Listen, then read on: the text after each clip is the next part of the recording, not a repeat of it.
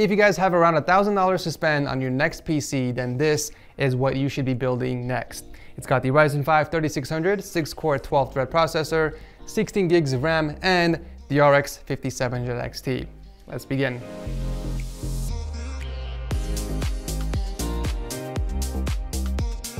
Now, normally I'm against going with blower cards because they do run hotter and louder compared to AIB, but the XFX 5700 XT was going for only $340, which was an insane deal, so I couldn't pass that up. Because of that, I was able to fit this underneath the $1,000 budget. Now, if the deal expires by the time you guys are watching this video, I will leave a link to a similar priced 5700 XT down below instead. Now, if you guys have a smaller budget to work with, then I do recommend swapping out the GPU with an RX 5700 or any other GPU that does fit your budget. Ryzen does love fast memory, which is why we are going with 16 gigabytes at 3600 megahertz. These are the Alloy Warhawks RGB RAM sticks, and this is actually the first time I'm using them in a build, but judging by the reviews, these are currently the best value RGB sticks you can buy right now with this speed, which is perfect because it does fit underneath the budget. For storage, we are sticking with a single SSD. I went with the GX1 from Team Group. This is a 960 gigabyte SSD, and it's gonna have plenty of space for the operating system and all the games that I'm gonna download and benchmark. Now for the motherboard, we are going with the new P450 Tomahawk Max from MSI because this is only $4 more over the non-Max version. There's only two major differences between these boards. The Tomahawk Max offers 3rd gen Ryzen support right out of the box and supports higher memory.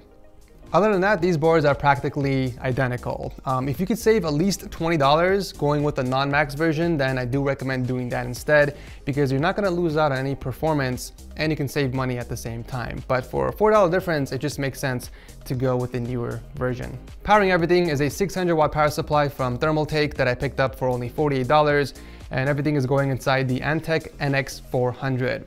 It's a mid-tower case with a pretty thick tempered glass panel. We got a few USB ports in the front and an included 120mm RGB fan. Some of the things I like about this case are the cutouts in the back for cable management. The PSU shroud is also nice, and of course the RGB accents in the front of the case that can be changed using the button up top.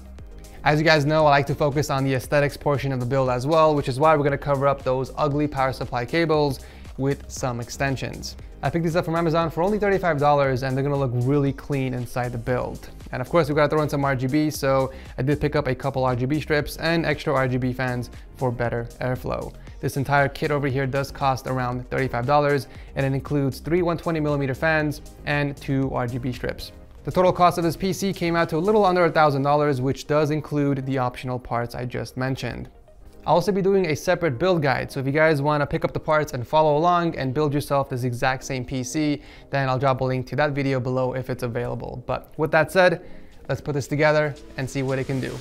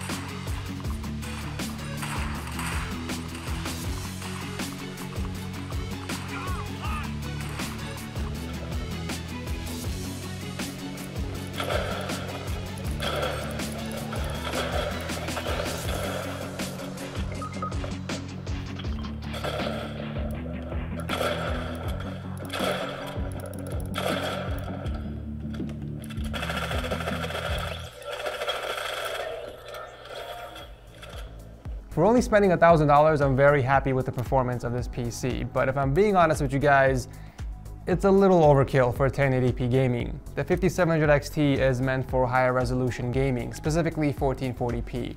So if you're stuck on 1080, then I would personally swap out the GPU for something like an RX 5700 or even an RTX 2060 Super. Like I said, the only reason why I got the 5700 XT is because of the amazing deal I got on it. As expected, the GPU did run pretty hot, peaking at 90 degrees Celsius in some games like Red Dead Redemption, while the CPU saw temperatures as high as 75 degrees while playing Fortnite and Apex Legends, which is actually pretty good considering it is overclocked using the stock cooler.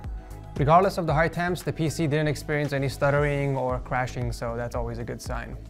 The noise level isn't too bad either. With the fans ramped up to max, you can barely hear any fan noise over the game noise, especially if you have headphones on.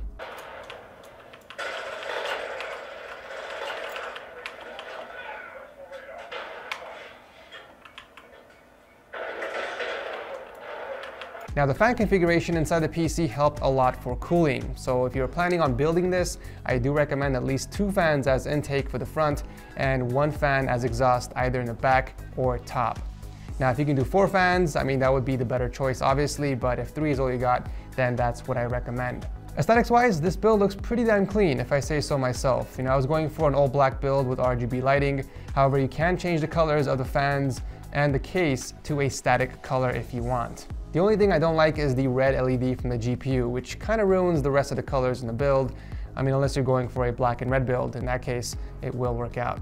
Now, I wasn't able to add much overclocking to the GPU, but I did manage to squeeze out an average of 5 FPS across all the games, which is better than nothing, I guess.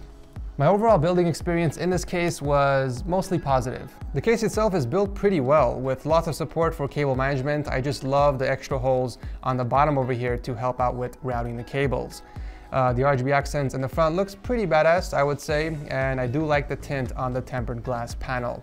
I have only one minor gripe with this case, and that is the amount of space for cable management behind the motherboard tray. You get maybe a centimeter of space, which if you have bulky components in the back, it's going to be difficult closing the panel, and you kind of have this bulge sticking out in the back, which I guess is not a big deal since you don't technically see the back of the case anyways. As I mentioned before, there will be a build guide on this. So if you want to build this exact same PC, maybe with a different GPU or different components, then make sure you're subscribed with notifications enabled because it's coming very soon. And if the video is already available, I'll drop a link to it down below along with all the parts I used in this build. Thank you guys so much for watching. As always, if you enjoyed it, feel free to toss a like. And if you didn't, you know what to do. I love your faces. And as always, I will see you in the next video.